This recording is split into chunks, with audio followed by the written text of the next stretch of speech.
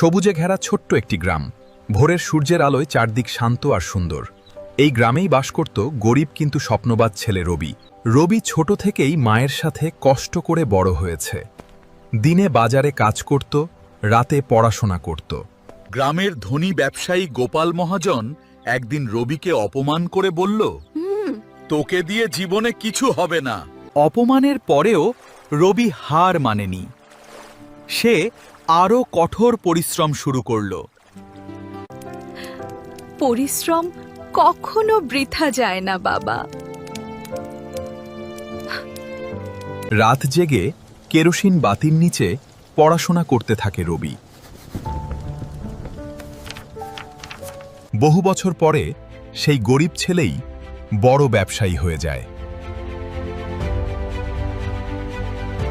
অনেক বছর পরে রবি আবার নিজের গ্রামে ফিরে